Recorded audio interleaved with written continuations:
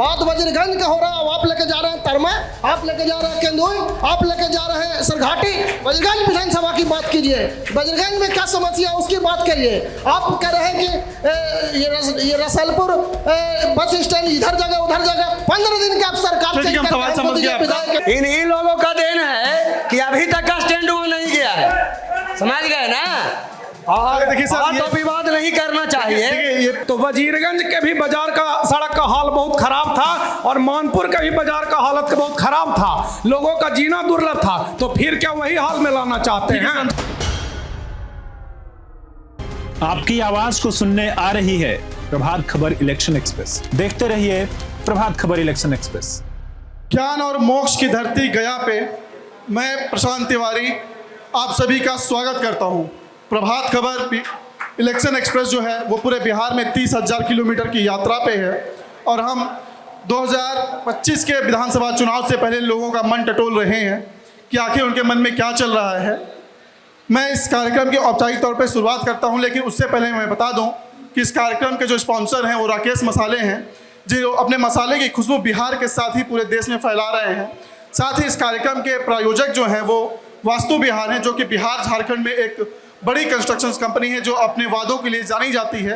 बिहार, झारखंड, लखनऊ, नेपाल समेत इनके कई देश के कई राज्यों में कंस्ट्रक्शन प्रोजेक्ट चलते हैं जो कि अपने सही समय और सही गुणवत्ता के लिए जाने जाते हैं। इसके साथ ही इस कार्यक्रम के हमारे मीडिया पार्टनर हैं डेली हंट, जो कि आपकी खबरों को बड़े प्लेटफॉर्म पे दिखाते हैं।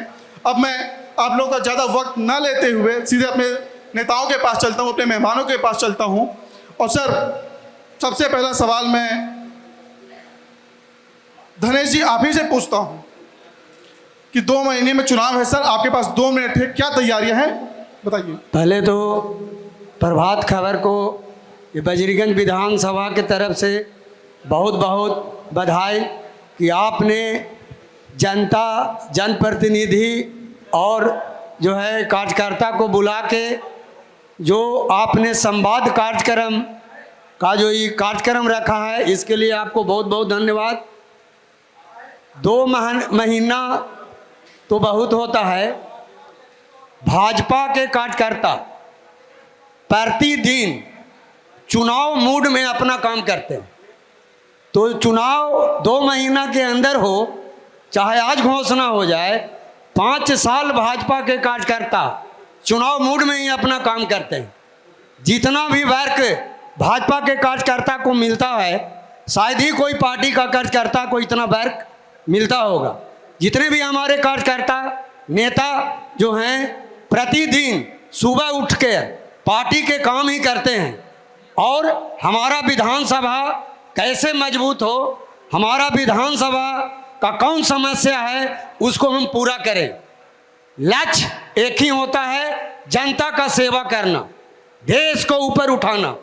हमारा भारतीय जनता पार्टी का यही कार्यक्रम है। देश ऊंचा उठे, राज ऊंचा उठे, जिला ऊंचा उठे, विधानसभा ऊंचा उठे, पंचायत ऊंचा उठे, बूथ ऊंचा उठे। हमारा मकसद हर एक कार्यकर्ता को यही रहता। बहुत बहुत धन्यवाद सर। अब मैं एक खास मेहमान जो है हमारे, मैं अवध जी के पास चलता हूँ। अवध जी, 2 महीने में चुनाव है, 20 साल से आप सत्ता में हैं, क्या तैयारियां हैं? सबसे पहले प्रभात खबर को मैं बहुत बहुत धन्यवाद देना चाहता हूं कि वज्रगंज विधानसभा में इन्होंने इलेक्शन एक्सप्रेस के तहत आज कार्यक्रम रखा। 2 महीने का समय है, तो 2005 से लेके 2025 तक, जब से नीतीश कुमार जी 2005 से बिहार को संभाले हैं, इतना काम किए हैं कि हम लोग के 2 महीना क्या, हर समय हम लोग चुनावी मूड में हैं और हर समय इलेक्शन लड़ने के लिए तैयार हैं। इलेक्शन कमीशन का जब घोषणा हो जाए हम लोग एकदम बिल्कुल तैयार हैं। और देख रहे हैं कि नीतीश कुमार जी ने पूरे बिहार में जो विकास किया है, रोड, बिजली, अभी देखिए 125 यूनिट बिजली फ्री दे रहे हैं नीतीश कुमार जी। वृद्धा पेंशन, दिव्यांगजन पेंशन को 4,400 से 1,100 कर दिए। यहाँ सीताकुंड बगल में है, जाके देखिए तिरंगा लाइट से गजगजा रहा है। हर गांव के वार्ड में 10-10 गो सोलर लाइट लगा हुआ है। ये रोड देखिए, हर जगह मैंने कहाँ विकास नहीं हुआ। नीतीश कुमार जी के नेतृत्व में और मोदी जी के नेतृत्व में पूरे देश पूरे बिहार में विकास हुआ है, इसलिए हम लोग को कहीं कोई दिक्कत नहीं है। वजीरगंज विधानसभा में एनडीए का सीट है और एनडीए का अभी वर्तमान में वीरेंद्र सिंह जी विधायक हैं, लेकिन एनडीए के जो भी कैंडिडेट आते हैं, जदयू, भाजपा, हम, लोजपा, रालोसपा, सब मिलकर उनके जी जान से लगाएंगे, भारी बहुमत से जीत होगा, ये हम सुनिश्चित करना। बहुत बहुत धन्यवाद सर। अब मैं सत्येंद्र जी के पास जाता हूं कि सर 2 महीने में चुनाव है, क्या तैयारियां हैं आपकी? सर्वप्रथम प्रभात खबर द्वारा आयोजन जो इस चौपाल किया गया है उसके लिए मैं सभी लोगों को धन्यवाद देता हूं, और ख़ासकर इस चौपाल में आए हुए हमारे बुद्धिजीवी और हमारे युवा साथी, उन सभी को मैं नमन करता हूं। आज यह जो चौपाल चुनावी मुद्दा पर जो लगाई गई है, सभी का अपने विचार और हमारे जो प्रतिनिधि भूत और वर्तमान जो जीते हुए हैं, उन्होंने क्या कार्य किया है और नहीं किया है उसके बारे में सारे लोग अभी यहाँ प्रतिनिधि लोग यहाँ बता रहे हैं। तो मैं भी करीब वज्रगंज के सुदूर इलाकों में और मानपुर के प्रखंड के सुदूर इलाकों में भी काफ़ी चक्कर लगाया हूँ, जहाँ पर सरकार के द्वारा जितनी भी योजनाएं चल रही है उस योजनाएं का लाभ लोगों में प्राप्त नहीं हुआ है। और मैं देखता हूँ भोरे पंचायत में मैं घूम रहा था तो वहाँ एक स्कूल है गरीबों के दलितों के बीच में, वो टूट करके गिरने वाला, बल्कि अब गिरने ही वाला है। वहाँ लोग बच्चे लोग दब जाएंगे और वहाँ के बच्चे लोग, वहाँ शिक्षा प्रणाली बंद है और वहाँ से लोग जा रहे हैं, करीब 2 किलोमीटर पलायन कर रहे हैं, पढ़ने के लिए जाते हैं। तो काफ़ी कमी है और इसी कमी को देखते हुए भी आगे मैं बिल्कुल सर, हम आरोप प्रत्यारोप के दौर में भी चलेंगे, लेकिन मैंने आपने अपना पक्ष रखा, इसके लिए बहुत बहुत धन्यवाद। क्षितिज जी, मैं माफ़ी चाहूँगा सर, मैं सबसे लास्ट में आप ही के पास आया हूँ क्योंकि आप बीजेपी के बड़े नेता हैं और प्रदेश कार्य समिति के सदस्य हैं। सर 2 महीने में चुनाव है, प्रधानमंत्री जी लगातार बिहार आ रहे हैं, क्या तैयारियां हैं आपकी? विपक्ष का आरोप है कि प्रधानमंत्री डर गए हैं। सबसे पहले तो प्रभात खबर के लोगों को बधाई देंगे। निशांत जी, आपको विशेष रूप से आप इसको लीड कर रहे हैं, उदय जी के माध्यम से इसको अरेंज किया गया है। अब 2 महीना चुनाव है। आपको धनेश जी हमारे मंडल अध्यक्ष हैं मानपुर मंडल के, और इन्होंने जो विरोधी दल के एक बड़े नेता होते हैं उस भूमिका में इन्होंने जवाब दिया है, आपको सारा चीज इन्होंने बताया है। अब 2 महीना चुनाव है और आप जिस तरह से बात कर रहे हैं तो आप पूरे क्षेत्र घूम करके आए होंगे। भारतीय जनता पार्टी या एनडीए, दोनों लोगों ने बताया है कि हमेशा हम लोग जो है चुनावी मूड में हैं, और हमारा तैयारी तो हमेशा रहता है, कहीं तैयारी में कोई कमी नहीं रहता है। किसी भी वक्त जब भी घोषणा होगा हम लोग चुनाव के लिए तैयार हैं, हम लोग पीछे जो है हटने वाले नहीं हैं। बहुत बहुत धन्यवाद सर। आपकी एक शिकायत थी कि विपक्ष के लोग नहीं आए। देखिए, विपक्ष के बड़े नेता शशि शेखर सिंह जी भी अब यहाँ पे आ गए हैं।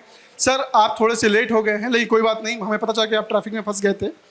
सर 2 महीने में चुनाव है और आपके नेता भी बिहार दौरे पे, क्या तैयारियां हैं सर? देखिए, तैयारी 2 महीना में नहीं होता है, 5 सालों से इस क्षेत्र में तैयारी हो रही है, लगातार लोग से संपर्क में है, और जो काम पहले किया गया है, यहाँ तो कैंडिडेट नहीं है, और होते तो पूछते कि 5 साल में उन्होंने क्या किया है इस क्षेत्र के लिए, जिसके भरोसे वो चुनाव लड़ना चाहते हैं। वो अलग बात है कि इस दल से और भी उम्मीदवार हैं जो लड़ना चाहते हैं चुनाव, शुभकामना मेरे है उनको है मेरी तरफ से। लेकिन अब जनता काम खोजती है, और आपको याद होगा 2015 में जब मेरे पिताजी मंत्री बने थे, सरकार बनी थी महागठबंधन की, तो 18 महीने की सरकार थी, उसी में हमने इतना बड़ा सुधा डेयरी प्लांट दिया अपने क्षेत्र में। अंतिम को 2 वर्षों में कोरोना काल आ गया, तो 3 साल ही मौका मिला हमको काम करने का। 3 साल में जो हमने किया हमको पता है, हमको याद है, हमें कंठस्थ बोल सकते हैं। लेकिन उसके बाद चुनाव हुआ, चुनाव मैं लड़ा, किसी तरह से महागठबंधन हमारा थोड़ा सा बिछड़ गया था, कुछ छोट भैया नेता भी निर्दलीय खड़ा होकर कन्फ्यूजन क्रिएट किए थे। लेकिन उसके बाद भी लगातार 1 साल तक जो हमारा योजना किया गया था, जो कोरोना काल में बंद हो गया था, चाहे महुएत का पुल हो, चाहे वो आपको बुधौल का पुल हो, उसका उद्घाटन करके 3 साल यहाँ काम बिल्कुल छोड़ दिया गया। अब अंतिम समय में, चुनाव के समय में वर्तमान विधायक जी द्वारा शिलान्यास किया जा रहा है उन्हीं योजनाओं को जो मुख्यमंत्री कर देते हैं। मई में उद्घाटन, अगस्त में करके फ़ोटो खिंचाया जा रहा है। तो मैं तो जनता के बीच में जो हमने काम किया है, जो लगातार संपर्क कर रहे हैं, जो विकास की धारा बही थी 15 से 20 के बीच में, उसको लेकर जाऊंगा और वोट मांगूंगा। अब हमारी जो को होस्ट है प्रेरणा आपके पास जाएंगी, जिनको सवाल पूछना है सवाल पूछिए, हाथ उठाइए, अपना नाम पहले बता दीजिएगा, किनको सवाल पूछना है। आपके सम्मानित जनप्रतिनिधि सामने। हम नौरंगा पंचायत से रहने वाले हैं। मेरा नाम सिद्धेश्वर प्रजापति है और मेरा सीधा आप लोग से यही सवाल है कि हमारा 20 साल से बुल्ला साहिब नौरंगा मोड़ से जो रोड हम लोग के गई है वो इतना जर्जर है कि डेली उसमें टेम्पू या साइकिल, मोटरसाइकिल वगैरह उलट जाता है, पानी पूरा जमा हुआ है। इसमें जो हमने जो है वीरेंद्र बाबू के ले जाके भी दिखवाया और भी लोगों को दिखाया, हम सवाल समझ गए, कोई काम हम लोग को नहीं हुआ है। इसलिए हमको ये कहना है कि इसको चुनाव से पहले करवा दिया जाए और नहीं तो हम लोग वोट को बहिष्कार करेंगे। नहीं, देखिए आप बैठिए, हम आपकी भावनाओं को समझ रहे हैं। सबसे पहले तब इस सवाल का जवाब मैं धनेश जी से लेता हूँ। सर, आपकी विधायक है 5 साल से, क्या हुआ, सड़क क्यों नहीं बनी? सर माइक आपके पास है, बैठ के सर, बैठ के। सिद्धेश्वर जी को बैठ के मालूम है तो भी सवाल किए हैं। सबसे पहला बात हम आपको बोलते हैं सिद्धेश्वर जी कि आपको चीरी कोठी से, मैं रोक रहा हूँ आपको, माफ करिए, बैठ के बोलिए कि कैमरा फ्रेम कर। चीरी कोठी से लेकर के जो आपका मिडिल स्कूल, प्राइमरी स्कूल जो भी है नौरंगा में, वहाँ तक बुडको से आपका टेंडर में चला गया है। दूसरा, प्राथमिक विद्यालय से लेकर मंदिर तक विधायक कोटा से लिखा हुआ है, वो भी जो है 2-4-5 दिन के अंदर आपका काम हो जाएगा। तीसरा और आपको बता देते हैं, मस्जिद देख रहे हैं अबगीला मस्जिद से लेके आपका जो देवी जी का मंदिर है, वो भी रोड टेंडर में पास हो गया, टेंडर हो गया उसका, वो भी 2-4 दिन में अग्रीमेंट लग के शिलान्यास होगा। और कोई जवाब है? सवाल आपका है? बिल्कुल, धन्यवाद सर। सवाल जवाब प्रेरणा, आप अपना अगला सवाल लीजिए। मेरा नाम अमरनाथ राय है, मैं शिखर गांव का निवासी हूं। मेरा प्रश्न विधायक प्रतिनिधि जी से है कि गया जिला का मुख्यालय का आधी आबादी मानपुर शहर में बसता है और वहीं पे हमारा मानपुर जंक्शन है और लोग इतने परेशान रहते हैं, जबकि आप इतने दिनों से विधायक हैं, ने क्या कभी पहल किया कि यहाँ पे कोई भी एक्सप्रेस ट्रेन गया धनबाद इंटरसिटी एक्सप्रेस या गया रांची हटिया पटना एक्सप्रेस या और भी बहुत से ट्रेन हैं, उनसे पूछे रोकने के लिए क्या प्रयास इन्होंने कभी किया है? आप मौजूदा विधायक हैं, आपने प्रयास क्यों नहीं किया कि मानपुर में कोई एक्सप्रेस ट्रेन रुके? किया तो बता दीजिए। सबसे पहला बात तो है कि जनप्रतिनिधि के पास आकर के समस्या के बारे में अवगत कराया जाता है। दूसरा चीज़, मानपुर स्टेशन और गया जंक्शन के बीच में 2 स्टेशन आ जाता है, एक ईश्वर चौधरी हॉल्ट है और तुरंत जो है लगले गया जंक्शन है। तो इसके लिए थोड़ा सा जिनको सवाल करना था वो पहले भी इसके बारे में सूचना देते। सरकार मेरा सेंट्रल में था, मेरा प्रतिनिधि हैं, मेरा केंद्रीय मंत्री सांसद हैं, तो थोड़ा सा तो अवगत कराना चाहिए था। कौन एक्सप्रेस ट्रेन इनको रुकवाना था? सर, उन्होंने ये नहीं बोला कि कौन सा रुकवाना, उन्होंने ये था रुकवाया क्यों नहीं एक आदमी। लेकिन खैर, हम अगले सवाल की तरफ चलते हैं। आपने इस सवाल का जवाब दे दिया है बखूबी, बहुत बातों घुमाते हुए। मेरा नाम अबशार हुआ, मेरा घर आपगीला में है, मैं आपगीला का निवासी हूँ। काफ़ी देर से मैं सुन रहा था, यहाँ पे बीजेपी के पार्टी के प्रवक्ता भी हैं, कांग्रेस के भी हैं, जन स्वराज के भी हैं और यहाँ पे आवाम भी है, बीजेपी और जदयू के भी लोग हैं। इनका कहना है भाई कि हम तो हर तरह की से तैयार हैं इलेक्शन लड़ने के लिए, हम लोगों ने बहुत काम किया। तो उन्होंने क्या काम नहीं किया है ये मैं ज़रा सा बता देता हूँ। थोड़ा शॉर्ट में रखिए, थोड़ा जल्दी। हाँ बिल्कुल। आपगीला में एक तो कब्रिस्तान है पहला, दूसरा पहाड़तल्ली इलाका में आप जाइएगा तो इतनी बारिश होने के बाद इतना कचरा वहाँ पे बहता है कि आदमी को चलने की कोई फैसिलिटी वहाँ पे नहीं है, पहला। दूसरा, आप कह रहे हैं कि फ्लाईओवर हम दे दिया, और आप ये भी कहते हैं एक तरफ कि हम सबका साथ सबका विकास। जब सबका साथ और सबका विकास कहने की बात आप कर रहे हैं तो दूसरी तरफ आप ये क्यों कर रहे हैं कि फ्लाईओवर बना के जो भी छोटे गरीब रोजगार वाले हैं उनका आप रोजगार खत्म कर दे रहे हैं। कोई 500 रुपया, कोई 200 रुपये कमा रहा है, कोई चाय बेच रहा है, कोई पकौड़ी बेच रहा है, कुछ भी बेच रहा है, तो आप फ्लाईओवर बना के तो उनका सबका रोजगार ही खत्म कर दे रहे हैं। आप चौड़ीकरण क्यों नहीं कर रहे हैं? बिल्कुल सवाल का जवाब लेते हैं और मैं इस सवाल के जवाब के लिए मैं क्षितिज जी के पास जाता हूँ। क्षितिज जी, उनका एक आरोप है कि आप कहते हैं सबका साथ सबका विकास, की फ्लाईओवर बना के छोटे व्यापारियों का विकास क्यों छीन रहे हैं? सबका साथ सबका विकास में फ्लाईओवर ही खाली नहीं आता है। एकात्म मानववाद के दर्शन में जो है गांव और गरीब के बारे में सोचा जाता है।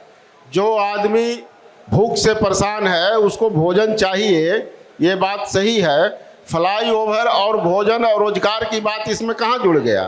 फ्लाईओवर का काम कुछ और है, जो ठेला खोमचा जो चलाता है उसका काम जो है अलग है। आप जो है 6 लेन पुल बना है तो आप 6 लेन पुल पर देख रहे हैं यहाँ से वहाँ तक जो है वो मार्केट लगा हुआ है। तो ऐसा है थोड़ी है ना कि पुल बन जाएगा तो वहाँ से रोजगार खत्म हो जाएगा। रोजगार खत्म नहीं होगा, रोजगार और बढ़ेगा।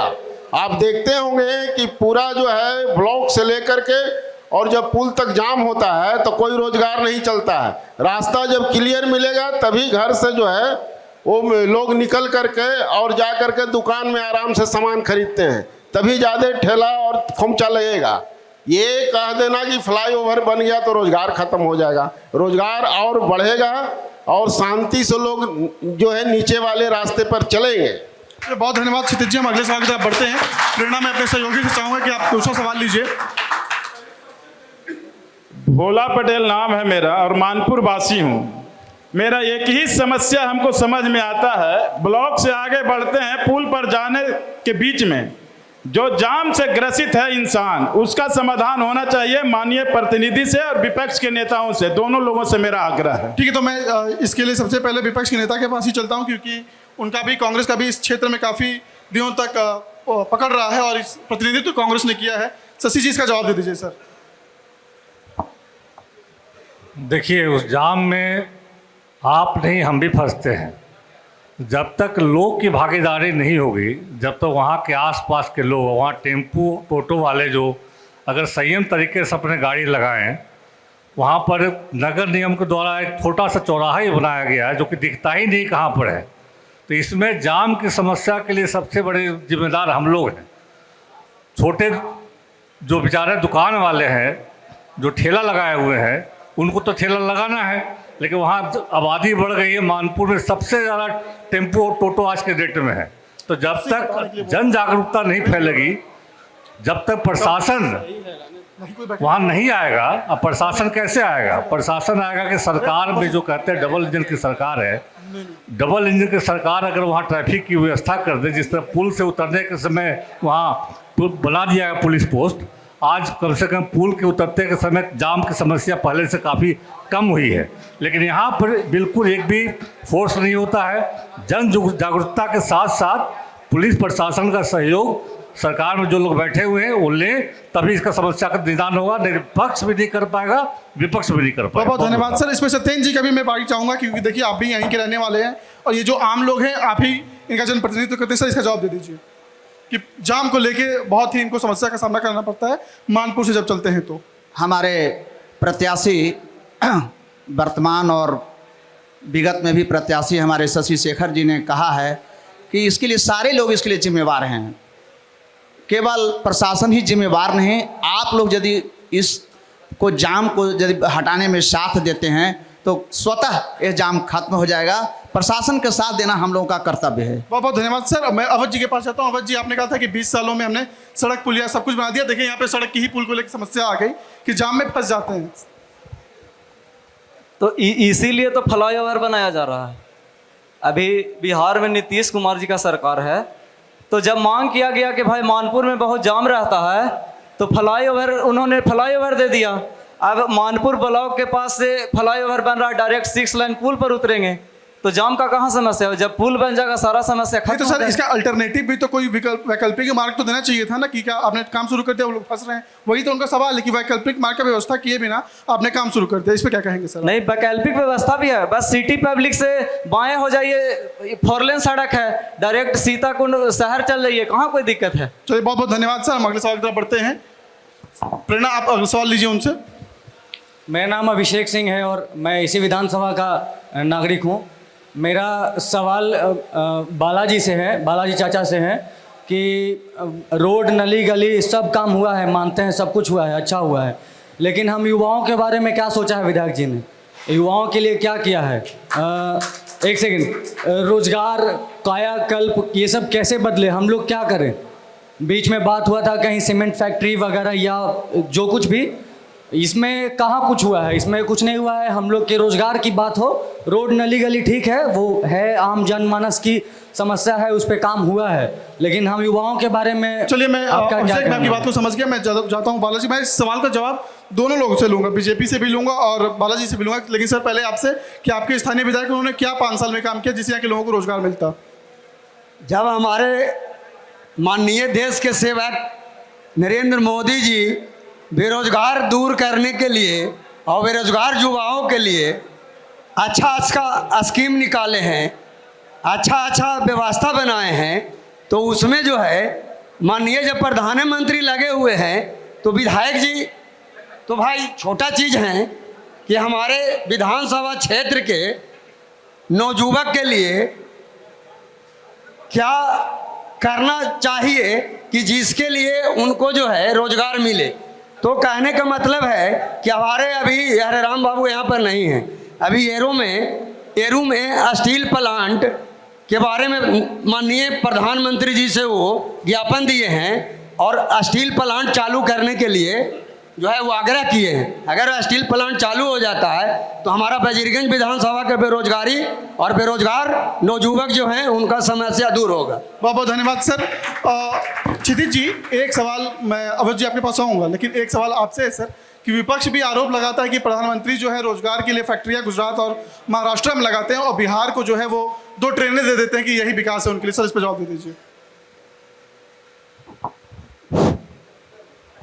देखिए, जहाँ तक रोजगार की बात है तो बिहार में आज से नहीं, आज़ादी के बाद से ही जो है ये समस्या रही है, लेकिन आप देखे होंगे, आप इधर 2-3 दिन के अंदर में बिहार के मुख्यमंत्री ने अभी जो घोषणा किए हैं, जो भी व्यक्ति या जो भी उद्योगपति बिहार में अगर रोजगार लाना चाहते हैं, फैक्ट्री लगाना चाहते हैं, तो 25 एकड़ 30 एकड़ तक ज़मीन उसको फ्री दिया जाएगा, बशर्ते कि बिहार के लोगों को उसमें रोजगार देना होगा।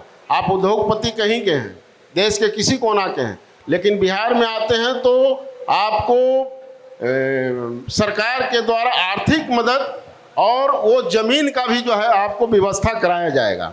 इसमें कंडीशन यही दिया गया है कि कोई बाहर का व्यक्ति उसमें जो है वो नौकरी करने नहीं आया। ये एक पहल जो है बिहार सरकार की ओर से किया गया है और ये पूरे केंद्र सरकार के समर्थन के द्वारा किया गया। अभी जो प्रश्न आया, बढ़िया प्रश्न है, चूँकि बेरोजगारों का एक फौज है और नौजवान चाहते हैं कि हमको जो है, लेकिन अभी आप देखे होंगे इधर लगातार 1 वर्षों से 6 महीना के अंदर में जो भी विभाग बिहार में है, सभी विभागों में वैकेंसी निकला है और प्रतिदिन जो है वो नौजवानों को जो है वहाँ वो नौकरी देने का काम सरकार जो है दे रही है। एक चीज़ और प्रधानमंत्री ने बड़ा अच्छा, वो प्रधानमंत्री का अपना जो सोच था उस हिसाब से उन्होंने कहा था कि आप नौकर क्यों बनना चाहते हो, मालिक क्यों नहीं बनना चाहते हो। आप अगर नौकरी कहीं लोगे तो अपने 4 परिवार को ही पाल सकते हो अगर नौकरी लेते हो तो, और अगर कोई बिजनेस करते हो तो कम से कम तुम मालिक बनोगे और मालिक बन करके 10 व्यक्ति को तुम रोजगार दे सकते हो और 100 व्यक्ति जो है उससे जीवित हो सकता है। ये कंसेप्ट लेकर के बिहार के नौजवानों को चलना चाहिए कि हम जो है रोजगार देने वाले बने, लोगों को जो है भोजन पहुंचाने वाले बने। ना कि हम कहीं जा कर के ये नौकर बनने का प्रयास करें। ये भारत के प्रधानमंत्री का अपना एक सोच है, कंसेप्ट है। हमको लगता है नौजवानों से हम आग्रह करना चाहते हैं कि आप उस पहल में आगे बढ़ें। आप आगे बढ़ेंगे तो सरकार के द्वारा जो उसमें मदद मिलना चाहिए, वो बैंक से मिलना चाहिए, सरकार के द्वारा मिलना चाहिए, वो सारा सुविधा जो है उपलब्ध कराया गया है। तो ये धन्यवाद सर। देखिए आपने बातों को शहद में लपेट के जवाब दिया है, लेकिन इसमें सत्येंद्र जी भी कुछ कहना चाहते हैं। सत्येंद्र जी, और मैं कांग्रेस के नेता शशि से अभी हमारे बीच में जो हमारे क्षितिज मोहन जी बोल रहे थे कि सरकार ने रोजगार देने के लिए बहुत सी उपाय किए हैं, लेकिन मैं पूछता हूं कि हमारे जितने युवा बेरोजगार यहाँ पर बैठे हुए हैं, उनके पास उनकी समस्याओं को हल करने के लिए सबसे पहले आगे आता है अर्थ की कमी। तो अर्थ की कमी जब तक पूरा नहीं हुआ तब तक उनका रोजगार का जो समस्या है वो मिट नहीं सकता है।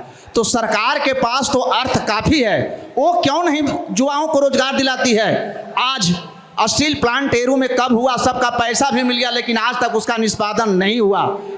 बगल में कोल्हना एक गांव है, वहां पर सीमेंट प्लांट हुआ, सरकार सब चीज़ वहां हो गया, सरकार के पास अर्थ भी है, उसके बाद भी काम वहां शुरू नहीं हुआ। कैसे रोजगार मिलेगी? हम बात कर रहे हैं बजरगंज विधानसभा का, न कि दूसरे जगह का। बजरगंज विधानसभा का बेरोजगार युवक यहाँ से बजरगंज विधानसभा का युवक यहाँ से पलायन नहीं करे, इसलिए बजरगंज विधानसभा क्षेत्र की बात मैं सोचता हूँ। यहाँ सरकार का क्या फैक्ट्री लग रही है नहीं लग, उसके बारे में सोचना है, और ये हमारी सरकार सोचेगी, वर्तमान सरकार सोचेगी, क्योंकि हम लोग आज तक दलगत नीति से बराबर वोट देते आ रहे हैं।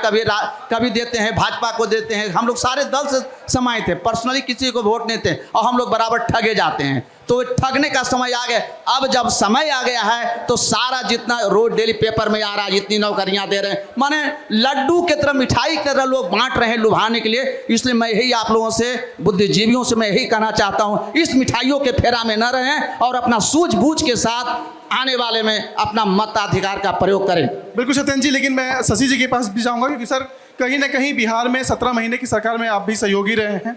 उस वक्त आपने कई काम कराए दबाव बना के, लेकिन रोजगार के मुद्दे पे आपकी और आपकी पार्टी का स्टैंड क्या रहा? देखिए, अभिषेक जी का सवाल बहुत ही कॉमन सवाल है, और बालाजी के बातों से लगता है कि जितने भी भाजपा के यहाँ नेता हैं वो सारा चीज़ नरेंद्र मोदी के भरोसे चुनाव लड़ना चाहते हैं और उन पर टिकरा फोड़ना चाहते हैं। 2014 में जब आया था, नरेटिव आया था, 2 करोड़ रोजगार की बात माननीय प्रधानमंत्री जी ने किया था। आज 10 साल हो गए और क्षितिज मोहन चाचा हमारे नरेटिव चेंज कर दिए। अब इनका नया जुमला है कि अपना रोजगार खुद कीजिए, बिजनेस लगाइए ताकि 10 लोग कीजिए। तो 10 साल बाद जुमला बदल गया, 2 करोड़ वाला 15 लाख वाला जुमला बदल गया। तो मैं बस इतना कहना चाहता हूँ कि जब नया क्षेत्र बना था 2010 में, बजरंग विधानसभा की स्थापना 2008 में हुई, उस समय हमारा सरकार नहीं था, रामविलास पासवान जी मंत्री थे। उनको ला के क्षेत्र में, बजरंग विधानसभा क्षेत्र में एरू स्टील प्रोसेसिंग प्लांट का हमने शिलान्यास करवाया। उसके बाद 2010 में चुनाव हम हार जाते, मेरे पिताजी चुनाव हार जाते हैं, वो प्लांट ठंडे बस्ते में चला गया। 15 में दोबारा जब चुनाव जीते, एनडीए की सरकार थी, चौधरी विजेंद्र सिंह मंत्री थे भाजपा के, पुराने कांग्रेसी थे, भाजपा में चले गए थे, केंद्रीय इस्पात मंत्री थे। उनसे मिलकर जब बात बढ़ाया फाइल को, तो उन्होंने कहा कि हाँ अब स्टील प्रोसेसिंग प्लांट नहीं लग सकता है, यहाँ स्क्रैप प्लांट का योजना हम दे देते हैं। स्क्रैप प्लांट का योजना वहाँ से लेके हम लोग फाइल चले। उसके बाद कोरोना काल आ गया, 2 साल बीत गया, चुनाव फिर हम हार गए, फिर ठंडे बस्ते में चला गया। अब 2025 है, अब 2025 और 20 के बीच में 5 साल में डबल इंजन की सरकार में उस स्क्रैप प्लांट के बारे में अगर बात हो जाती, भाई जी ने कहा सीमेंट प्लांट की बात अगर हो जाती कोल्हना में, रोजगार की बात कैसे होगी जब उद्योग लगेगा, चाहे छोटा हो चाहे बड़ा हो। तो इस पर कोई चर्चा नहीं हुई। कांग्रेस ने पलायन रोको यात्रा किया। हमारी सोच है, राहुल गांधी की सोच है, कैसे युवा, बिहार का युवा जो बाहर जाके काम कर रहा है, बिहार में वापस आए। हमारे यहाँ पहले के ज़माने में IAS IPS का भंडार हुआ करता था, हर जगह केंद्र में हमारे लोग बैठे हुए हैं, सब सपोर्ट करने को तैयार हैं, लेकिन सरकार की मंशा ही नहीं है।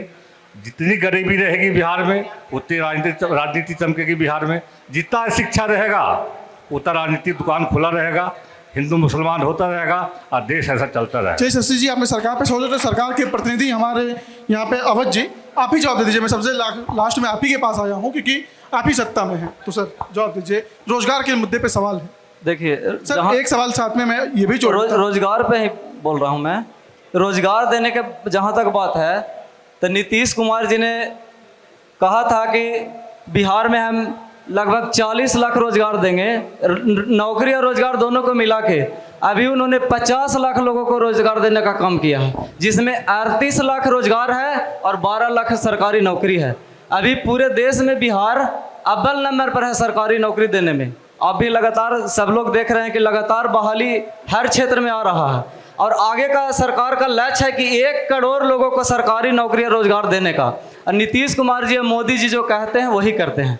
रोजगार पे ही बात कर रहे हैं। अभी डोभी के पास इंडस्ट्रियल कॉरिडोर के तहत पहले 1700 एकड़ जमीन ली गई थी, जो उसमें 1300 एकड़ बिहार सरकार ने और बढ़ाया है। अब 3000 एकड़ जमीन एक्वायर कर रही है बिहार सरकार और उसमें भी सभी इंडस्ट्रियल कॉरिडोर का निर्माण होगा और कहीं ना कहीं बिहार का लोग उसमें रोजगार करेंगे और उसमें वजीरगंज के भी लोग रहेंगे, क्योंकि डोभी हमारे काफ़ी बगल में है।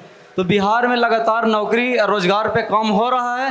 संभव नहीं है कि सब लोग को नौकरी और रोजगार मिल जाए, लेकिन प्रयास किया जा रहा है कि ज़्यादा से ज़्यादा लोगों को रोजगार मिले, यहाँ से पलायन ना करे, उसमें वजीरगंज के भी लोग शामिल रहेंगे। ठीक है, धन्यवाद सर। हम अगले सवाल की तरफ बढ़ते हैं। सवाल ले लीजिए। क्या नाम हो आपका? मेरा नाम मोहम्मद रिजवान उर्फ भोला है जी। मेरा 2 सवाल है। पहला सवाल प्रभात खबर से है कि विपक्ष का प्रमुख चेहरा बिहार में आरजेडी है। तो मेरा प्रभात खबर से ये सवाल है कि उसको उच्च मंच पर जगह क्यों नहीं दिया गया। ठीक है सर, सबसे पहले मैं इस सवाल का जवाब दे देता हूँ। हमारी तरफ से न्योता गया था, लेकिन उनकी व्यस्तता की वजह से वो नहीं आ पाए हैं। तो हमें यही जवाब मिला था कि हम व्यस्त हैं, पटना में हैं इस दिन, इसलिए नहीं आ पाएंगे। तो ये रहा जवाब आपका। और दूसरी सवाल मेरा ये है कि पूरे देश में डबल इंजन का सरकार चल रही है और यहाँ पे बीजेपी के भी लोग हैं और जदयू के भी हैं। तो रसलपुर में काफ़ी समय से, यानी बरसों से बस स्टैंड बन के जर्जर स्थिति में जा रहा है। शीशा फीशा सब फूट रहा है और पब्लिक जो है यहाँ पे जूझ रही है जाम से। तो गौरक्षणी बस स्टैंड कब उठ के रसलपुर शिफ्ट करेगा, या रसलपुर या लखनपुर के चक्कर में पब्लिक यहाँ पे जूझते रहेंगे? मैं ये जानना चाहता हूँ दोनों पक्ष के डबल इंजन के सरकार। ठीक है, मैं दोनों पक्ष के लोगों से पूछता हूँ। सबसे पहले बालाजी आप ही के पास आते हैं, आप विधायक हैं। क्यों नहीं बस स्टैंड बदल जा रहा है? जर्जर हालत में है, कब तक बदलेगा वो बस स्टैंड? तो कब का जो है उद्घाटन का समय लिया गया था, उद्घाटन का तिथि तय हो गया था। नगर निगम में हमारे जो है जितने भी नगर निगम से प्रक्रिया होता है वो पूर्ण हो चुका था। तारा किशोर प्रसाद हमारे मुख्यमंत्री थे, उप मुख्यमंत्री थे। उद्घाटन करने के लिए विभिन्न योजनाओं को गया में वो आए थे। वही समय में बस स्टैंड भी चालू होना था। कुछ मतभेद के कारण जो है डायरेक्ट डीएम साहब को फोन गया कि सर वहाँ जो है उद्घाटन नहीं होगा। हम लोग नगर निगम में जो कचरा संबंधित कुछ अति था उसका उद्घाटन वहाँ हो रहा था। वही समय डीएम साहब को फोन गया कि जो बस स्टैंड है Manpur bus stand, Atal Bihari Vajpayee Manpur bus stand का जो उद्घाटन करना है, वहाँ पर कुछ विवाद हो गया है, इसलिए वो बस स्टैंड का उद्घाटन अभी तत्काल प्रभाव से रोक दिया जाए। समझिए, इसके बाद से डेट पर डेट पड़ रहा है। समस्या क्या है? कई बार ब्लॉक में बैठक हुआ है, थाना में बैठक हुआ है। लखनपुर रसलपुर का विवाद कब का ख़त्म हो गया है, समझ गए? अब सिर्फ जो है अटल बिहारी बस स्टैंड मानपुर के नाम से उसको चालू होना है। कुछ त्रुटि होगा, इसके चलते रुका हुआ होगा, ये हम विशेष जानकारी हमको नहीं है। लेकिन मानपुर का जो bus stand Atal Bihari bus stand चालू होना है, 2 गांव के विवाद के चलते जो बंद था, दोनों गांव का विवाद सुलझ गया है। सिर्फ कोई टेक्निकल प्रॉब्लम के चलते चालू नहीं हो रहा। दोनों गांव आपस में जो है समझौता कर लिए हैं और वो बहुत जल्दी चालू होने वाला। बहुत धन्यवाद सर। हम अगले सवाल की तरफ बढ़ते हैं। सवाल ले लीजिए प्रेरणा। जी सर, मेरा नाम मोहम्मद गालिब है और मैं, चूँकि यहाँ पर सीधा सवाल विधायक जी से होना चाहिए था, विधायक जी तो है नहीं, विधायक प्रतिनिधि और घुमा फिरा के सवाल दे रहे हैं। मेरा एक ही सवाल है कि भुसुंडा मेला में भुसुंडा स्टेडियम का शिलान्यास किया गया था। आज वहाँ 10,000 बच्चा और बच्चियाँ सुबह टहलते हैं, दौड़ते हैं और तेज़ी से अतिक्रमण वहाँ पे हो रहा है। तो भुसुंडा स्टेडियम का जब शिलान्यास मुख्यमंत्री जी खुद यहाँ किए थे, तो फिर नालंदा लेके चले गए, भुसुंडा मेला में क्यों नहीं? बात वज्रगंज का हो रहा है, आप लेके जा रहे हैं तरमा, आप लेके जा रहे हैं केंदुई, आप लेके जा रहे हैं सरघाटी। वज्रगंज विधानसभा की बात कीजिए, वज्रगंज में क्या समस्या है उसकी बात करिए। आप कह रहे हैं कि ये रसलपुर बस स्टैंड इधर जगह उधर जगह, 15 दिन के आप सरकार चेंज करके 15 दिन में रसलपुर बस स्टैंड चलेगा। मेरा सवाल सिर्फ बस आपका यहाँ का है। ठीक है, हम आपका सवाल समझ गए। शिलान्यास हो गया, लेकिन जमीन पर अतिक्रमण हो रहा है, मुख्यमंत्री खुद शिलान्यास करने आए, बताइए। पहला बात तो कि हम गालिब जी को बताना चाहते हैं कि शिलान्यास नहीं हुआ था। भुसंडा मैदान में 2010 में माननीय मुख्यमंत्री जी आए थे, कार्यक्रम हुआ था, तो लोगों की मांग पे लोगों ने बताया कि इतना सारा जमीन है, तो उन्होंने बनाने की बात कही थी, शिलान्यास नहीं हुआ था, ये देखा जा सकता है। लेकिन वो जो जमीन है, वो जमीन हाई कोर्ट में मामला चल रहा है, तो वहाँ बनाया नहीं जा सकता है। विवादित जमीन पे कैसे बना दीजिएगा जब तक हाई कोर्ट का निर्णय नहीं है? सरकार आपकी है, आप बड़े मसले सुलझा लेते हैं ना, छोटा सा मसला नहीं समझा पा रहे हैं। लोग तो ये भी सवाल कर रहे हैं, जब हम घूम रहे थे तो, कि अतिक्रमण पे सरकार जीरो टॉलरेंस की नीति जो है अपनाई हुई है, लेकिन मामला जो है कोर्ट में जाके लटक जा रहा है, इस पे क्या कहना चाहेंगे आप? अतिक्रमण पे जहाँ पे कोर्ट का मामला है तो सरकार उसमें क्या करेगी? जहाँ भी अतिक्रमण हो रहा है हम लोग सरकार के संज्ञान में दे रहे हैं, तुरंत अतिक्रमण पे कार्रवाई होती है। कहीं ऐसा नहीं है, हर क्षेत्र में आज की सरकार में बस संज्ञान देने की ज़रूरत है, त्वरित कार्रवाई होती है। और बिहार में एनडीए के डबल इंजन की सरकार है, सरकार न किसी को बचाती है न किसी को फंसाती है। जो भी गलत काम करता है वो सलाखों के पीछे होता है, चाहे वो कोई भी व्यक्ति हो। अब हर तरफ बिहार में विकास हो रही है। मुख्यमंत्री उद्यमी योजना के तरह हर साल 10,000 लोगों को मुख्यमंत्री जी रोजगार देने का काम कर रहे हैं।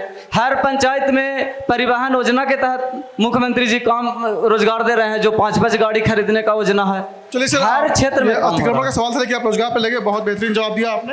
हम अगले सवाल की तरफ चलते हैं। क्या नाम हो आपका? मेरा नाम अरमान बल्खी है, मैं आप गिला का निवासी हूँ। जी, सवाल क्या है आपका? किससे सवाल? मेरा जो है कांग्रेस के प्रवक्ता और बीजेपी के प्रवक्ता दोनों से है। मुझे ये जानना है कि हमने 30 साल में अवधेश सिंह को यहाँ के विधायक रहे हैं, 10 साल वीरेंद्र सिंह रहे हैं, उसके बाद भी एक हाई स्कूल आप गीला में नहीं खुला है 10+2 का। कई सारी बच्चियों को जाना पड़ता है उस पार कासमी हाई या फिर कासमी वहाँ हादी हाशमी। तो इसके लिए आप लोग क्या कर रहे हैं ये बताइए। चलिए, बहुत सही सवाल पूछा आपने। रुक जाइए, हम सवाल के जवाब ले लेते हैं। शशि जी, आप ही जवाब दे दीजिए। उनका कहना है 20 साल से आप विधायक रहे, आपके परिवार से लोग रहे हैं, क्या हुआ? देखिए, सबसे पहले तो इनका सवाल उचित है। मानपुर प्रखंड जो है, पुराना क्षेत्र जो हमारा हुआ करता था मुफस्सिल, उसमें था पहले। क्षेत्र नया बना है 2010 में। अब गिल्ला हाई स्कूल नहीं, हमारे क्षेत्र में ऐसे कितने गांव थे जिसमें सदन में भी मेरे पिताजी ने सवाल उठाया था, जो आज प्राथमिक विद्यालय भी नहीं है। प्राथमिक विद्यालय फतेहपुर आप चले जाइए, सकरदास नवादा पंचायत में, उसका सवाल उठाए थे। ऐसे कई गाँवों का सवाल उठाए थे। सरकार में नहीं, जब हम लोग थे 2015 से जो 18 महीने सरकार थी, उस बीच में जिन गांवों में प्राथमिक विद्यालय नहीं था, पहले हमारा कोशिश था कि वजीरगंज क्षेत्र प्रखंड नया जुटा है, पिछड़ा क्षेत्र है, 2 क्षेत्र का जुटाव था, अतरी विधानसभा, फतेहपुर विधानसभा का। तो वहाँ हम लोगों ने ज़्यादा ध्यान दिया, जितने प्राथमिक विद्यालय जहाँ नहीं थे वहाँ ले गए। धीरे धीरे करके हम लोग काम कर रहे थे। हाई स्कूल का भी मुद्दा हमने उठाया था, चिट्ठी आज भी मेरे पास पड़ा हुआ है, लेकिन 2 साल कोरोना काल में कुछ काम जो रुक गया, उसके चक्कर में छोटे मोटे काम ही रुक गए थे। कहीं कहीं सड़क भी रुकी हुई। आज भी हमारे क्षेत्र में कई ऐसे गांव हैं जो आज भी कहते हैं रोड नहीं तो वोट नहीं। तो रोड नहीं तो वोट नहीं, 5 साल का समय मिला था पूरा, बन सकता था कि रोड पर कोई जात, कोई धर्म तो चलेगा नहीं, कोई पार्टी तो चलेगा नहीं। हमारा सोच कभी नहीं रहता, हम लोग का सोच कभी नहीं रहा कि किसी जात को, किसी विशेष वर्ग को हम रोड दें या उसकी काम करें या उसको योजना दें। या हाई स्कूल में अगर अब गिल्ला बना था जो भी तो वहाँ जगदीशपुर के बच्चे भी पढ़ेंगे, कोई मुसलमान तो अकेले पढ़ेगा नहीं, हमारा तो रोकने की कोई मंशा है नहीं। इस बीच में जो पहले की बात कर रहे 30 साल रहे, तो 2000 ये जोड़ रहे हैं 1980 से, 80 का दौर, 85 का दौर, 90 का दौर, 95 का दौर में सरकार के पास इतना संसाधन तो होता नहीं था, न सड़कें हुआ करती थी। आज हर तरफ पहले शिक्षा हो चुका है, हर आदमी व्हाट्सएप से जुड़ा हुआ है, फेसबुक से जुड़ा हुआ है, जहाँ भी घटना दुर्घटना होती है तो पता चल जाता है। आज लोग जानना चाहते हैं कि क्या समस्या उनके लोग बता रहे हैं। तो मुझे लगता है कि अगर अब सरकार हमारी बनी, सबसे पहले शिक्षा पहले भी हमारा मुद्दा था, हाई स्कूल जो इनका है वादा करता हूँ सबसे पहले बनाऊंगा। बहुत बहुत धन्यवाद सर। लेकिन मैं क्षितिज जी के पास जाता हूँ। सर, सवाल है कि स्कूल नहीं बना 10+2 का, जवाब दीजिए इसका उनको। अभी इनका जो प्रश्न है +2 स्कूल नहीं बना, इसका कारण क्या है? ये कारण तो वही बता सकते हैं क्योंकि बिहार में एनडीए की सरकार बनने के बाद जितना भी स्कूल है सबको अपग्रेड किया गया, सबका बिल्डिंग बना है और चकाचक है। सभी स्कूल में विद्यार्थियों को भोजन मिलता है, पोशाक मिलता है, साइकिल मिलता है, यहाँ तक कि बच्चियों को जो है जो बीए पास, जो फर्स्ट डिवीज़न से मैट्रिक बीए आईए होता है, वो सबको 50,000-25,000 रुपया भी मिलता है। अब पता नहीं इनका स्कूल किस कारण से नहीं बना। हो सकता है कुछ लोकल प्रॉब्लम होगा, कुछ ज़मीन का मामला होगा या किसी तरह कोई बात होगा, इस कारण से नहीं बना होगा। दूसरा चीज़ है कि वो भूसंडा की बात उन्होंने किया कि ये स्टेडियम नहीं बना। ये बात हम लोग के भी संज्ञान में आया था कि मुख्यमंत्री जी आए थे और हुआ था कि भूसंडा में नंबर 1 का जो है स्टेडियम बनने वाला है, लेकिन वो स्टेडियम किस कारण से नहीं बना ये लोगों को जानना चाहिए। क्योंकि वो ज़मीन एक तो अतिक्रमण हो रहा है, ये भी बात सही है, और स्टेडियम नहीं बना उसका कारण है कि ज़मीन का वहाँ कुछ मामला इस तरह का था। एक तो जितना ज़मीन चाहिए था उतना ज़मीन नहीं है। बाकी ज़मीन आप भूसंडा की जो बात करते हैं तो भूसंडा की सारा ज़मीन जो है सरकार की नहीं है। वो पटियाला का जो है वो आपको मठ है, उस मठ का जो है 30 एकड़ ज़मीन है, और बाकी कुछ ज़मीन जो है वो सरकार की है, जिसमें वो अनुसूचित जाति के लिए जो है वहाँ स्कूल और वो हॉस्टल बना है। थोड़ा बहुत ज़मीन जितना वो चाहिए था उतना ज़मीन पर्याप्त नहीं था। जी बहुत और जहाँ तक अतिक्रमण की बात है तो अभी कई दिनों से आप लोगों ने देखा होगा कि बांग्लादेशी घुसपैठी वहाँ में भूसंडा का मैदान में जा कर के वो टेंट प्लांट गिरा दिए हैं। एक व्यक्ति ने बार बार उसको जो है सोशल मीडिया पर चला रहा है, प्रशासन का ध्यान उधर खींचा जा रहा है, और कई लोग जो है वो झोपड़ी गिरा करके दुकान नुमा जो है वो सब जो है बनाया है। ये बात सही है, लेकिन वो आपको ये पटियाला का जो महंत का ज़मीन है उस ज़मीन का अतिक्रमण हो रहा है और उसका मामला कुछ हाई कोर्ट में भी चल रहा है। तो ये जानकारी होनी चाहिए कि किस कारण से नहीं बना, काया नहीं बना, तो भूसंडा में ही होना चाहिए था। और ये जो बस स्टैंड के जो मामला जो लोग ला रहे हैं, तो बस स्टैंड का मामला सर देखिए, सवाल सिर्फ स्कूल पे था, आप स्टेडियम तक चले गए, मैं रोक रहा हूँ आपको क्योंकि सवाल सिर्फ स्कूल का था, और भी लोग हैं और सवाल हैं उनके। सर सवाल नाम बता दीजिए और सवाल पूछिए। विनोद कुमार मेरा नाम है। सबसे पहले हम आपका स्वागत करते हैं और यहाँ पर जितने लोग आए हुए हैं सबका स्वागत करते हैं। हमारा सीधा सवाल है विधायक प्रतिनिधि से कि मानपुर नगर पंचायत बनाने के लिए और तरमा को प्रखंड बनाने के लिए माननीय विधायक जी ने क्या किया, यही जानना चाहते हैं। ठीक है, बालाजी इसका जवाब दे दीजिए कि इसको प्रखंड ब्लॉक बनाने के लिए क्या किया आपने। तरमा के बारे में तो हमको अभी तत्काल जानकारी नहीं है कि वहाँ सरकार में लिखा के गया है कि नहीं, लेकिन ये 7 वार्ड है, 7 वार्ड के लिए जो है गोपाल जी एकरा में पहल भी कर रहे थे, जीताराम मांझी भी जी लिख के भी दे दिए हैं। एक कार्य जो है आगे तक बढ़ा हुआ है, कैबिनेट में भी गया हुआ है। बहुत जल्द जो है ये घोषणा हो जाएगा कि 7 वार्ड जो है नगर पंचायत बनेगा। कुछ जनप्रतिनिधि जो बाढ़ का ही है। उन्हीं के चलते जो घोषणा हुआ अभी कुछ दिन पहले, जो घोषणा हुआ नगर पंचायत बना फतेहपुर में, वजीरगंज में, खिदरसराय में, डोभी में, उस समय ही इसका घोषणा हो जाता। लेकिन जो उसका क्षेत्रफल के अनुसार जो समीकरण था उसमें कुछ अपने ही वार्ड काउंसलर लोग जो है उसमें जो है अथी कर दिए, कुछ अथी जो है लफड़ा लगा दिए, इसी के चलते उसका घोषणा नहीं हुआ। नहीं तो ये भी मानपुर भी नगर पंचायत का घोषणा हो जाता। इसका सब कागज पत्र पटना पहुंचा हुआ था। ये बहुत धन्यवाद साहब। हम आखिरी के सेशन में जब जा रहे हैं तो आखिरी के 3-4 और सवाल हम ले लेते हैं। प्रेरणा, मैं अपने सहयोगी से कहूँगा कि आप सबसे पहले सवाल लीजिए। प्रेरणा सवाल लीजिए। क्या नाम हुआ आपका? खड़े हो जाइए अपनी जगह पे और सवाल बताइए क्या है आपका। मेरा नाम गोपाल पटवा है और मैं सबसे पहले हम प्रभात खबर के बड़ाई कर रही कि हमरा ही एलथिन और ये चौपाल लगेलथिन, एक लिए हम प्रभात खबर के बड़ाई कर रही और ये भावनात्मक कार्यक्रम करलथिन है। एकरा में पक्ष और विपक्ष के मिल के विकास में राजनीति न करे के चाहिए।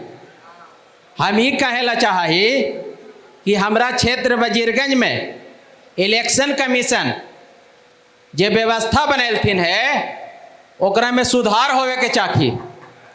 हम वादा कर रही कि अगर सही वोटर के नज़दीक में बूथ रहते तो 80-90% मतदान होते।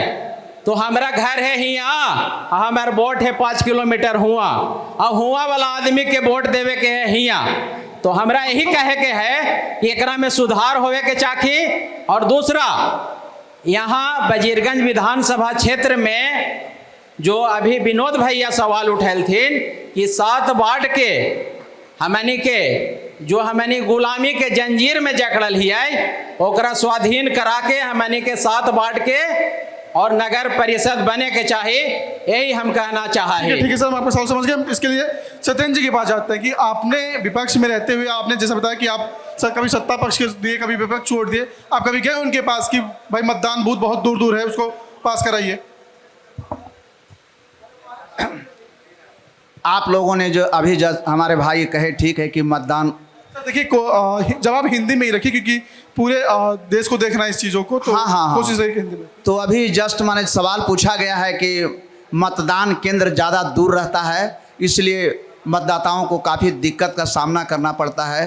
तो बात तो ठीक ही कह रहे हैं। इसीलिए मैं चाहूँगा कि आज इस चौपाल के द्वारा मैं कहना चाहूँगा कि इलेक्शन कमीशन को भी कि मतदाताओं को जहाँ आसान व्यवस्था हो उसके अनुरूप उसको कार्य करना चाहिए, और नहीं तो चलंत भी रहता है क्या कहते बूथ, उस बूथ को वहाँ रखना चाहिए जिससे हमारे मतदाता आसानी से मत दे सकें।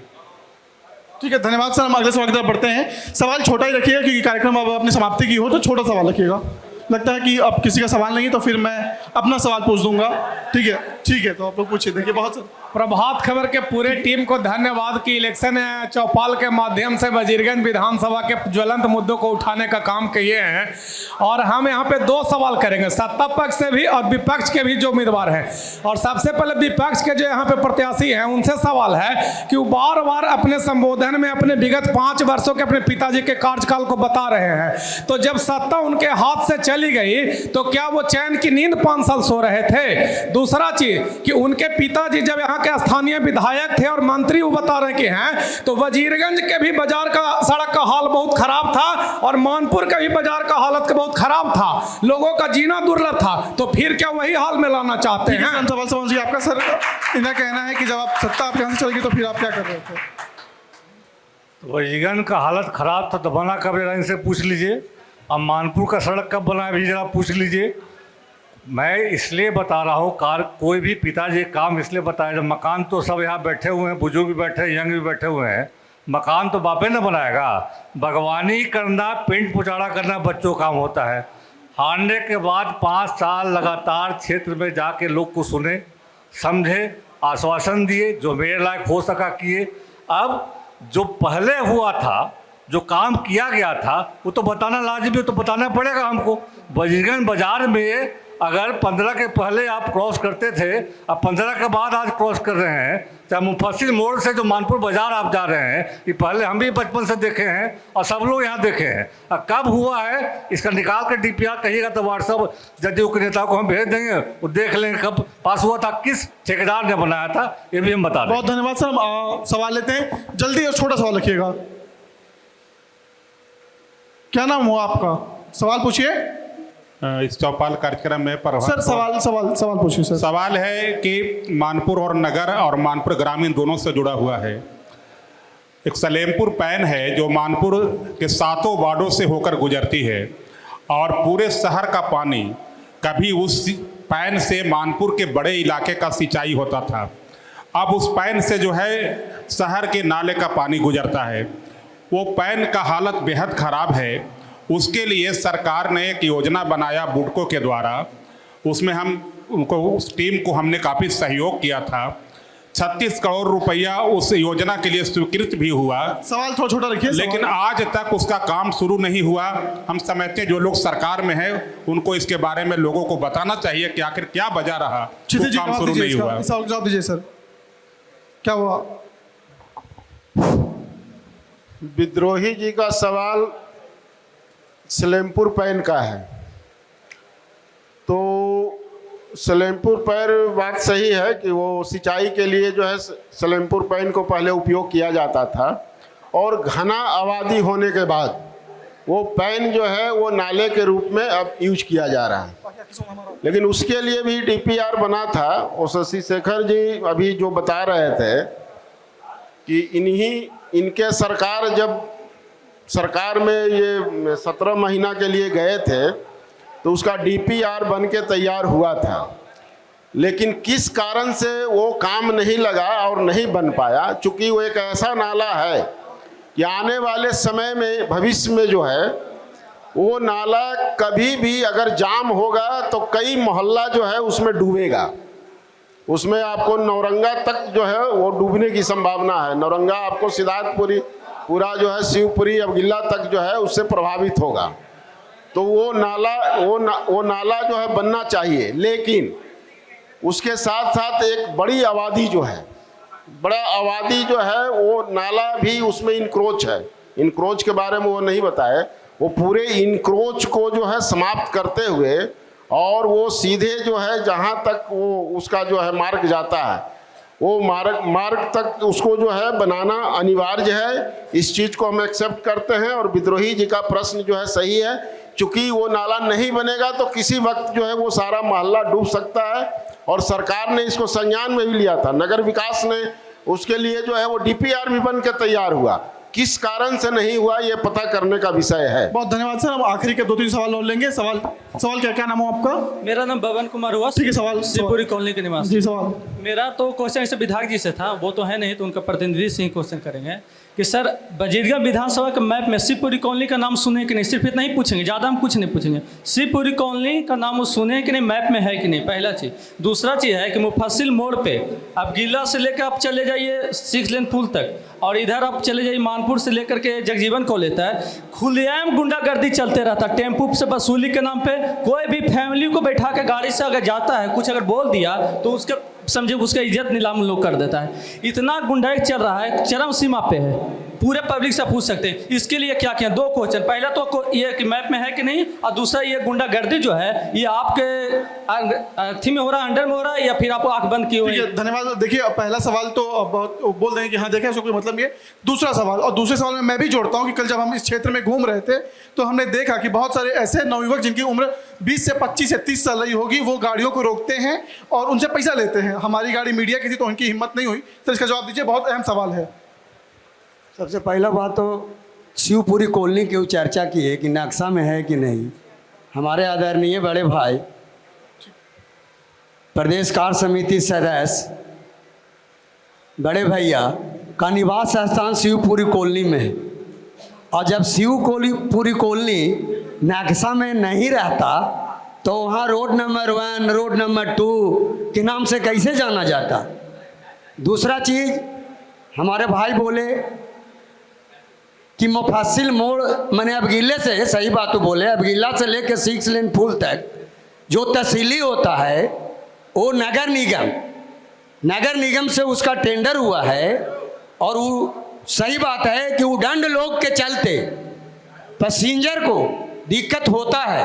टेम्पू 5-5 मिनट 10-10 मिनट रोका के तहसीली करता है, इनका बात को हम समर्थन करते हैं। दूसरा चीज, जो टेंडर लेने वाला आदमी है वो गुंडाई करता है। तहसीली उसका मुफस्सिल मोड़ पर है तो वो जाके तहसीली अब गिल्ला में करता है। अगर उसका तहसीली करने का जगह मुफस्सिल मोड़ पर है तो वो जाके जो है जनकपुर मोड़ पर तहसीली करता है।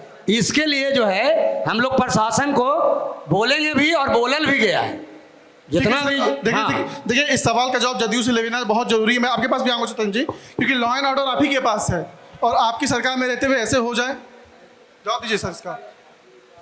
अभी हम लोग के संज्ञान में बात आई है तो हम जिलाधिकारी से मिलकर जल्द ही इसको समस्या का समाधान करने का प्रयास। चलिए ठीक है, देखिए इनका तरफ तो जिलाधिकारी से मिलकर काम करेंगे। सर चेतन जी आप कुछ बोलना चाहते थे, एक सवाल रुक जाएंगे। हाँ, एक मिनट।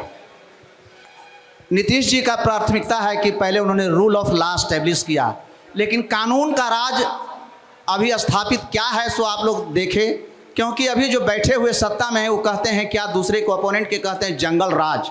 तो यहाँ गुंडा राज कायम हो गया है, जो बिना दृष्टिमान चलने में लोग अभी जस्ट लोग यहाँ युवा बता रहे हैं कि दिन में भी चलने से लोग कतराते हैं। यदि अपने औरतों को अपने परिवारों को लेकर के चलेंगे तो किस समय क्या घटना हो जाएगी, तो वो तो जंगल राज से भी खत्म है और आज उसको गुंडा राज में परिणत कर दिया गया है। और इस तरह का शासन, और अभी तक प्रशासन चुप्पी मौन बैठी हुई है। क्यों नहीं यहाँ के नेता लोग या प्रतिनिधि लोग प्रशासन को इसके लिए कहते हैं कि जिससे गुंडा राज खत्म हो जाए? मैं यही कहना चाहता हूँ। मैं शशि जी से भी सवाल करना चाहूँगा। सर आपका काफ़ी प्रभुत्व और आपके परिवार का रहा है और आप अहम एक कड़ी हैं इस विधानसभा के। आपके भी संज्ञान में ये मामला आया हुआ, क्या आपने कभी प्रशासन पर दबाव नहीं बनाया? देखिए, भाई का कहना बिल्कुल सही है।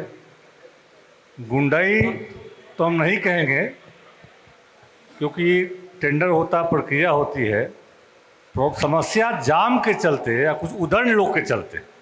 उदंडता का कोई जात पात धर्म पार्टी से मतलब नहीं है। उदंड लोग को अगर प्रशासन वहाँ मिल जाएगा, जो पहले मैंने कहा था, अगर एसएसपी महोदय संज्ञान में ले लें, डबल इंजन की सरकार के नेता जाकर दबाव वहाँ दे दें, तो वहाँ डीएम से मिल के वहाँ कम से कम अगर पुलिस की व्यवस्था हो जाएगी तो ऑटोमेटिक समस्या खत्म हो जाएगा।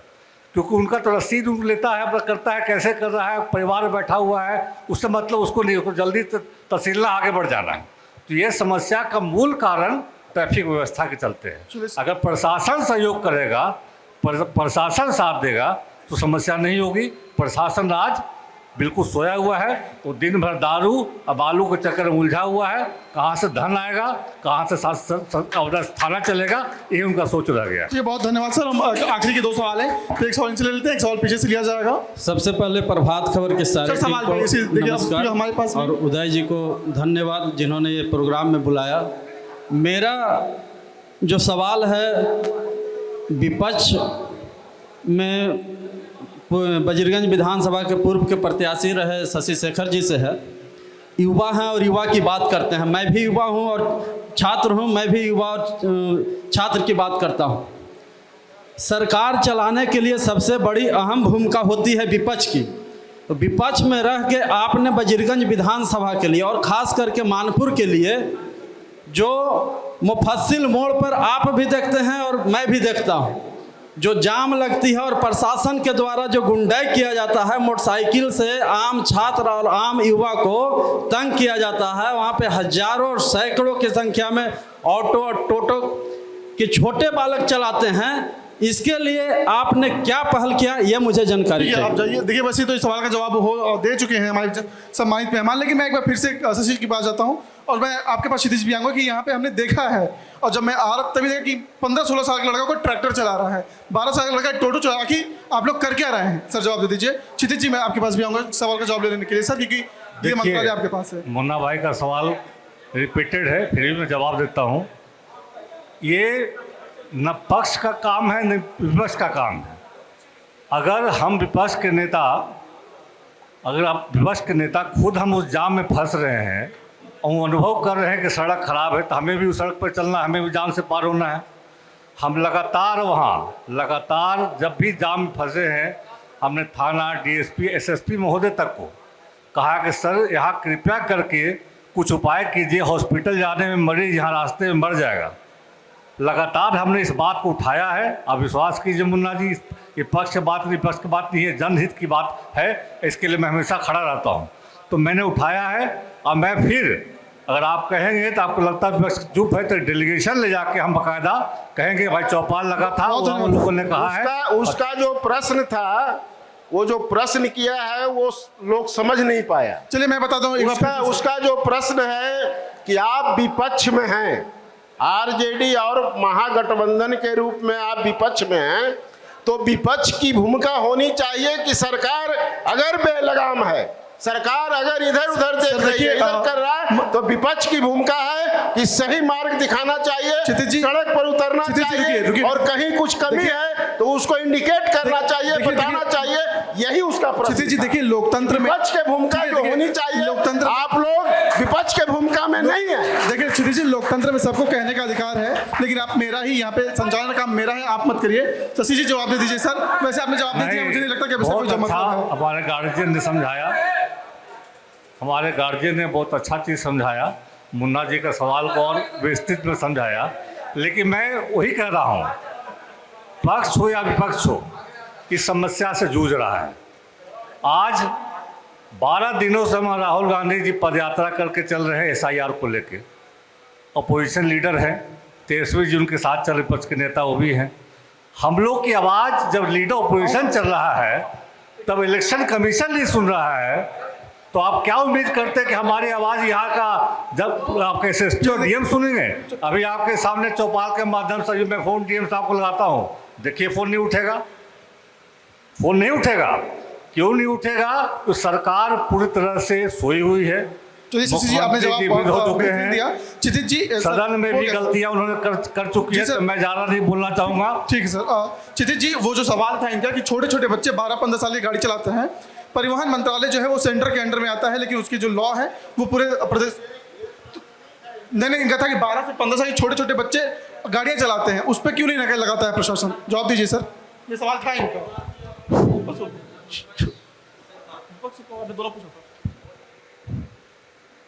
सर जी बोलिए, जवाब दीजिए सर इस सवाल का। छोटे छोटे बच्चे जो गाड़ी चलाते हैं, ये काम प्रशासन का काम है देखना, ये सरकार में बैठे हुआ व्यक्ति का काम नहीं है देखना कि हम अगर रोड पर जा रहे हैं तो हम किसको, ये छोटा बच्चा क्यों गाड़ी चला रहा है। ये प्रशासन का काम है। प्रशासन में जो बैठे हुए लोग हैं यहाँ पदाधिकारी, ये इनका काम है कि जो टोटो की बात आप कर रहे होंगे, टोटो जो है, कुछ लोग ऐसे हैं जो वो में DTO ऑफिस में अप्लाई कर दिए, और वो अप्लाई करने के बाद जो है वो गाड़ी चलाने लगते हैं। ये बात सही है, इसको हम एक्सेप्ट करते हैं। ये हम नहीं है कि अगर कोई आदमी प्रश्न किया है या कोई आदमी कह रहा है तो हम दलेड़े से उसको सीना ठोक करके कहेंगे कि गलत कर रहा है तो ठीक है। बहुत सही सर, आपने सीधा जवाब दे दिया है। तो अब आखिरी सवाल जो चौपाल का वो हम ले रहे हैं। क्या नाम हो आपका? मेरा नाम अशोक कुशवाहा। ठीक है, सवाल क्या है आपका? मेरा सवाल स्टेट के लिए है जी। मेरा ग्राम लखनपुर में स्टैंड है, विधायक जातीयता करते हैं, वहाँ हमने पिछड़े समाज के रहते हैं, SC रहते हैं, हमने सब रहते हैं। विधायक जी खास करके मेरे गांव का नाम नहीं निकले चाहते। मेरा गांव में स्टैंड है, मेरा लखनपुर पंचायत है, सब चीज़ है, तो जातीयता करते हैं विधायक जी। ये मेरा विधायक प्रतिनिधि से सवाल है। क्या सवाल मैं खुद नहीं समझा, इनको क्या समझाऊं? स्टैंड जो है लखनपुर में बंद है बहुत दिन से, खाली 2 जात के लड़वा करने के चक्कर में विधायक जी जातीयता अपने पक्ष के भारी अथी करके स्टैंड का नाम कहते हैं रसलपुर लिखिए लखनपुर, लेकिन है लखनपुर में। चलिए देखिए, ये कोई बहुत अहम सवाल नहीं है। अब आखिरी प्रभात जवाब दे दीजिए। जी अशोक जी एक पक्षीय बात बोलते हैं विधायक जी के इसमें, लेकिन परंतु कोई मामला में हाथ नहीं है, और हाथ जो है इसमें अशोक भी है, और अभी एक और नेता आके बैठे हैं उमेश जी। ये दोनों का देन है कि स्टैंड अभी तक वहाँ नहीं गया है। इन्हीं लोगों का देन है कि अभी तक का स्टैंड वहाँ नहीं गया है। समझ गए ना? और देखिए सर, तो विवाद नहीं करना चाहिए। इन्हीं लोग का देन है कि स्टैंड अभी नहीं गया है, ये लोग का देन है। चलिए सर, और भाजपा को और पार्टी को और NDA को बदनाम करता है। ठीक है सर, एक काम करते हैं, देखिए गलत चीज है। ये व्यक्तिगत आरोप प्रत्यारोप का मंच नहीं है, सार्वजनिक मंच है। तो अब प्रभात खबर का एक सवाल है, सिर्फ 1-1 मिनट के लिए है, आप ही से शुरू कर लेते हैं, या आप कहें तो इधर से शुरू कर लेते हैं। शशि जी, प्रभात खबर का सवाल है ये, और सिर्फ 1-1 मिनट आप ही लोग के पास होगा। मैं काउंटर यहाँ पे अलार्म चालू हो जाएगा सर। वो 5 काम अगर आप इस बार जीतते हैं तो यहाँ की विधानसभा के लिए करेंगे। सर सिर्फ 1 मिनट का वक्त है आपके पास। सबसे पहले एरू स्टील प्रोसेसिंग प्लांट। सुन लीजिए, देखिए ये जो है ना, ये जो बोल रहे हैं, इनका कहना कि अगर माननीय बनते हैं तो वो 5 काम करेंगे। तो आप लोग नोट कर लीजिए कि जब जीत के अगर आते हैं तो आप पूछेगा कि क्या हुआ। सर सबसे पहले एरू स्टील प्रोसेसिंग प्लांट, जो भाई अबगिल्ला में कहा हाई स्कूल का हम सब कोशिश करेंगे कि तड़मा हमारा बन जाए, वजीरगंज मंडल और तड़मा प्रखंड बन जाए। तड़मा में एक छोटा सा भी ओपी दिया गया है, भिंडस में भी ओपी खुला हुआ है जो बिल्कुल काम करने लायक नहीं है। तो तड़मा में एक अच्छा पुलिस स्टेशन बने, और जो वजीरगंज में अस्पताल है, मानपुर में अस्पताल है, उसका आधुनिकीकरण। आज पोस्टमार्टम के लिए फतेहपुर के लोग, वजीरगंज के लोग इतना दूर बगल मेडिकल जाते हैं, तब तक 5 बजे मेडिकल बंद हो जाता है, और गरीब का लाश बेचारा घर पर लेके बैठा रहता है, हॉस्पिटल लेके बैठा रहता है। वो सुविधा कैसे मिले? बुनियादी सुविधाएँ सब है, बुनियादी सुविधाओं से कैसे हमारा वजीरगंज खुशहाल हो जाए, ये सबसे पहले प्राथमिकता होगी। उसके बाद शिक्षा, स्वास्थ्य, बाकी सिंचाई। बहुत बहुत धन्यवाद सर, आपने 1 मिनट में अपनी बात रखी है। सत्येंद्र जी, आप जिनका प्रतिनिधित्व कर रहे हैं, अगर वो माननीय बनते तो आप वो 5 काम क्या करवाएंगे? 1 मिनट का वक्त आपके पास भी है। सर्वप्रथम वज्रगंज को अनुमंडल बनाना है, और वज्रगंज को अनुमंडल बनाने के लिए तरमा को प्रखंड बनाना है। दूसरा काम, वज्रगंज में कोई भी कंस्टिट्यूएंट डिग्री कॉलेज नहीं है, सबसे पहले डिग्री कॉलेज के लिए हम प्रयास करेंगे। दूसरा, हमारे जो पीएचसी के बारे में अभी माननीय महोदय ने बताया कि पीएचसी में एक भी डॉक्टर, सब आयुष डॉक्टर हैं, झोला छाप डॉक्टर हैं। कुछ भी एक फुंसी फोड़ा भी हो जाता है तो तुरंत रेफर कर देते हैं वो डायरेक्ट कहाँ, मेडिकल कॉलेज। इसलिए वहाँ की व्यवस्था को पहला हमको दुरुस्त करना है, यही हमारा। बहुत धन्यवाद सर। सर मैं अवध जी के पास जाता हूँ कि अगर इस बार ये फिर से सीट एनडीए खाते में आती है तो वो 5 काम जो आप यहाँ के लोगों के लिए करवाएंगे। एनडीए सरकार बिहार में लगातार काम कर रही है। वजीरगंज के भी जो 2005 का हालत है, अभी का हालत देखा जाए तो काफ़ी ज़मीन आसमान का फर्क है।